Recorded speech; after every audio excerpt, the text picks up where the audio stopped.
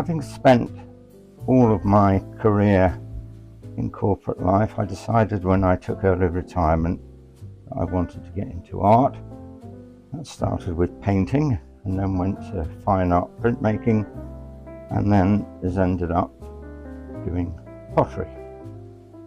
So what I'm doing here is kneading the clay, which basically gets all of the air out of the clay, so there's no air bubbles, and it aligns the platelets in the clay in one direction, so it makes it easier to throw. Now, after you've done that for a while, you can then take it to the wheel. This is an electric wheel. The traditional ones are pedal wheels. Goes round. In the Western Hemisphere, we do it anti-clockwise, but in Japan and China, they do it for some reason clockwise. The first thing you do is wet the wheel so the clays can stick on. Make sure the clay is well on. And then the first part of the process, which is actually the most difficult part of the process, is to get that clay exactly centered on the wheel, so that when you're making the pot, it doesn't do this, and when you're making the pot, the walls are exactly the same all the way around. So that's what we have to do, and as I said, it's the most difficult. So what you do is to go fairly fast, and we do a thing that's called coning up, and very solidly, so you're pressing the K into my left hand, comes round, and there it is centered. Now, of all the people I've taught to throw, and there are probably hundreds, this has always been the most difficult part. In fact, some people have never managed to do it. But it's not a question of if it's nearly centered. It's either centered or it's not centered. I haven't got it centered. By the way, I think I'll just make a bowl. Yeah, let's make a bowl. Press in the center of this clay, down, down, down,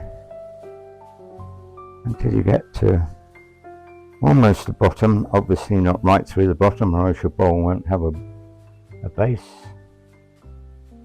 And you can check how deep it is by stopping the wheel, putting a pin in it, go a bit further. That hole magically disappears. I don't know why or how, but it does.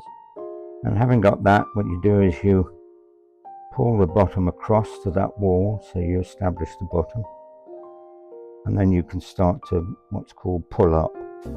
So you've got a finger on the inside, and you've got your fingers on the outside. And what you're basically doing is moving that clay up. Someone who feels stuck in their creative journey, what is their advice? Keep trying, really. Don't worry about it too much. Everybody is stuck from time to time. I certainly am. Most of the time, I should think. Yeah, keep at it. Don't worry about it. Perhaps discuss things with other people. So what I'm doing with this is just taking a bit of the slip off the outside. How did you find your style of making? Yeah, that's a good question. I don't know, really. You just sort of experiment and do various things and look at things, and they all mold together, and you get it. But it's a constant journey, I think, getting this stuff. So if we're making a bowl, just going to take the top of that off because I don't want quite that big a bowl. So you do that by putting a pin around it, press, off it comes. Is by anything specific, or are there certain elements that influence No, you? well, again, that's a good question. When you read people's statements and things, painters and potters, lots of them say, you know, oh, it's the sea or whatever. I don't really know what mine is. I like texture in the main, so I suppose that's the thing that underlines a lot of my work. I mean, obviously, if you're making a bowl, then a bowl is a bowl, and you know what you're going to be making before you start making it because it's a bowl. But with a lot of my stuff, I don't really know exactly where it might be going. So this is called a rib, and it's shaped like a bowl. Just put it in there. And that basically is your bowl. Now what would normally happen now is that this would be taken off the wheel and would dry partially, and then it'd be taken back to the wheel to trim. So we might take some clay off this bottom bit, make it thinner. We might take the base in and we put a ring on the bottom as a foot ring.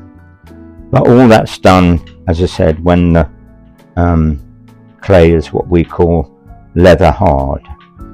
It's about like cheddar cheese, really, about that sort of consistency. And I mean, that's a bowl, right? Beautiful. Lovely. So normally this would be this way up if I was to have it, and then you trim it so you get that foot, Yes. and then you can do that little indentation. When it's like cheddar cheese. Yeah, but you do those tools that way up, and obviously it has to be in the exact center of the wheel. Yes. And then you've got just feel the width of that bowl all the way through. You've got a Yes. constant